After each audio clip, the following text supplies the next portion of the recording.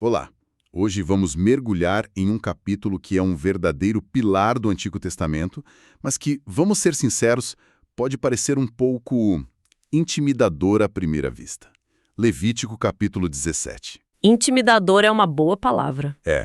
E para nos ajudar a desvendar esses mistérios, a gente está com os comentários de duas bíblias de estudo excelentes, a edição Roman e a Nova Almeida Atualizada, a NAA. Duas ótimas perspectivas. Exato.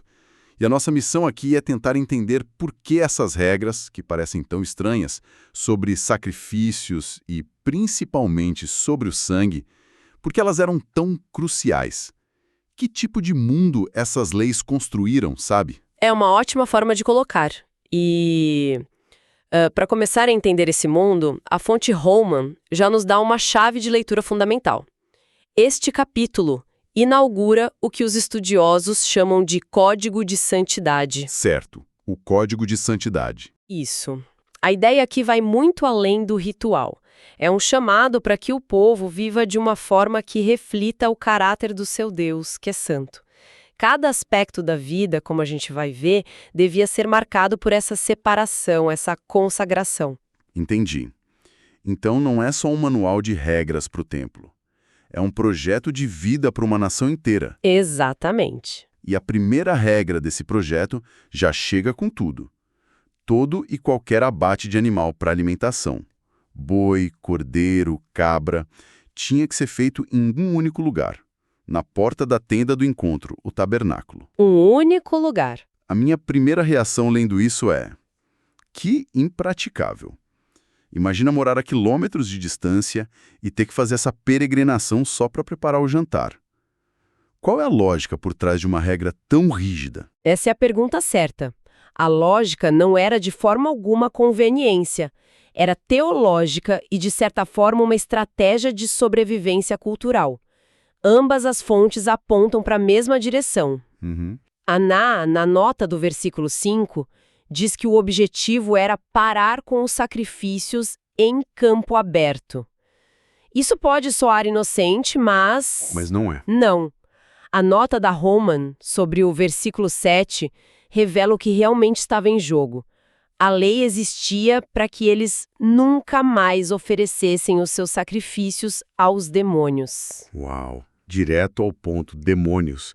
Que tipo de demônios a gente está falando aqui?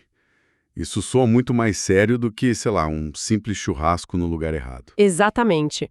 A nota da Roman especifica que essa palavra hebraica provavelmente se refere a ídolos em forma de bode ou sátiros, divindades do deserto que eram adoradas por povos vizinhos. Entendi. Lembre-se, eles eram um povo nômade, cercado por outras culturas e suas práticas.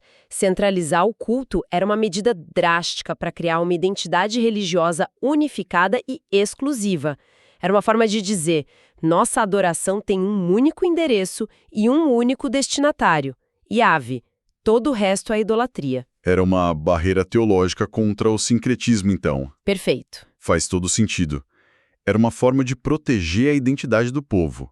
E a punição para quem furasse essa barreira era pesada. Os versículos falam que a pessoa seria extirpada ou eliminada do seu povo.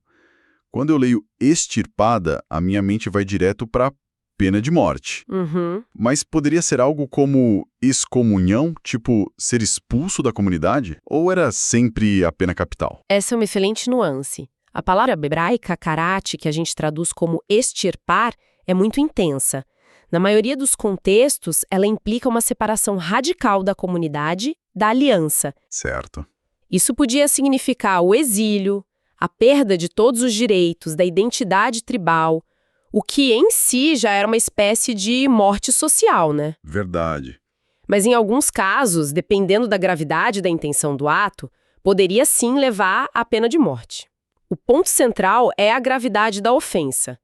Não era uma multa de trânsito, era visto como traição. Traição. É forte. E lendo a nota da Halnom sobre os versículos 13 e 4, algo me chamou a atenção. Ela diz que o verbo degolar aqui é um termo técnico para todo o abate sacrificial. Sim. Isso me fez pensar, será que isso significa que toda vez que alguém preparava o jantar, estava, na verdade, realizando um ato sagrado? Não existia um abate secular? Precisamente. Você tocou no coração da questão. Nossa, Para o israelita no deserto, não havia essa separação entre o sagrado e o profano nessa área. Toda refeição que envolvia carne era um ato de comunhão, um lembrete da aliança. uau.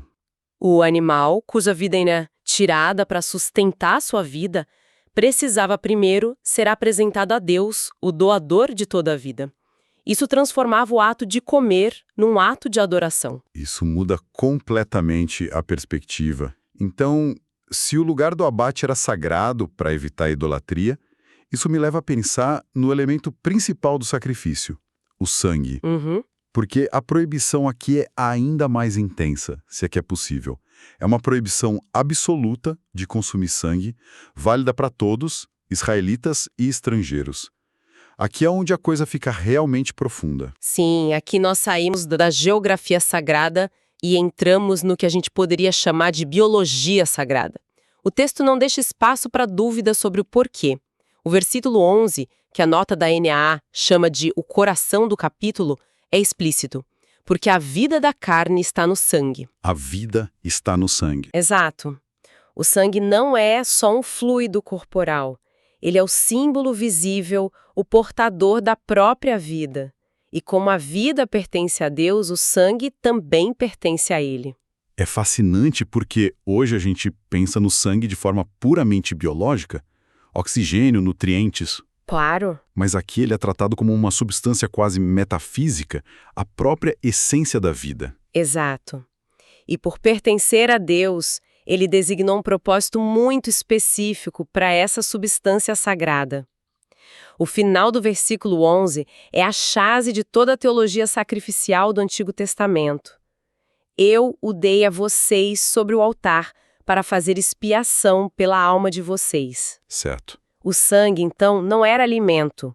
Era o agente de purificação e reconciliação. Consumir sangue seria o equivalente a profanar o remédio divino para o pecado, usando para um propósito comum. Então essa não é uma regra de saúde, como, sei lá, evitar uma doença.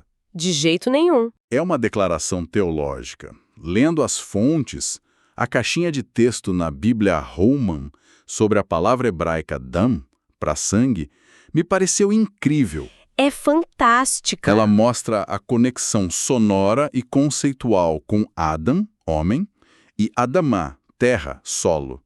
É como se estivesse dizendo que o sangue do homem clama da terra. Essa conexão devia ser muito poderosa para o ouvinte original. Sem dúvida. Para eles, não era um jogo de palavras, era uma descrição da realidade. A vida, dam, do homem, Adam, vem da terra, Adamá, e quando derramada injustamente, contamina a terra. Essa teologia está profundamente enraizada na linguagem. Uau! Por isso, o tratamento do sangue era tão meticuloso. Ele continha o mistério da vida e o poder da expiação. E essa meticulosidade se estende até para a caça, certo? O que me parece particularmente interessante porque um animal selvagem não podia ser levado ao tabernáculo. Como eles resolviam isso? O princípio se mantinha, mas a prática se adaptava. A Nará, no versículo 13, descreve o procedimento de forma bem clara. Ao caçar um animal ou ave selvagem, o caçador devia derramar o sangue do animal no chão e cobri-lo com terra. É um gesto de uma beleza e respeito profundos, né? É como se ele estivesse devolvendo simbolicamente a vida do animal a Deus por meio da terra. Ele reconhecia: eu preciso desta carne para me sustentar, mas a vida que estava nela pertence ao Criador. Ok, então o derramamento intencional de sangue por uma pessoa é a chave. Mas e se o sangue não foi derramado por uma pessoa? O que acontece se alguém encontra um animal que já morreu no campo, ou que foi morto por um predador? A regra parece ser menos severa aqui. Sim, e a distinção é crucial para a gente entender a lógica do sistema. Comer a carne de um animal encontrado morto não era uma ofensa capital, porque a pessoa não participou do ato de tirar a vida. Não houve um derramamento de sangue pelas suas mãos. Certo. No entanto, o ato tinha consequências. A pessoa entrava em contato com a morte, com um corpo do qual o sangue não foi devidamente tratado.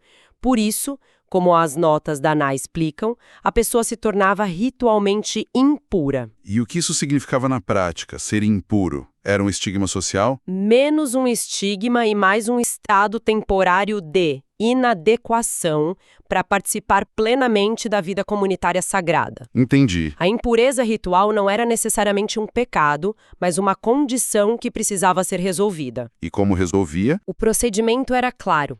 A pessoa devia lavar suas roupas, se banhar e ficaria impura até o entardecer. Se ela ignorasse isso, aí sim o texto diz que levará sobre si a sua iniquidade. Ou seja, ela transformava uma impureza ritual em uma ofensa moral, por desobediência. Exatamente. E isso nos traz de volta ao ponto inicial sobre o código de santidade.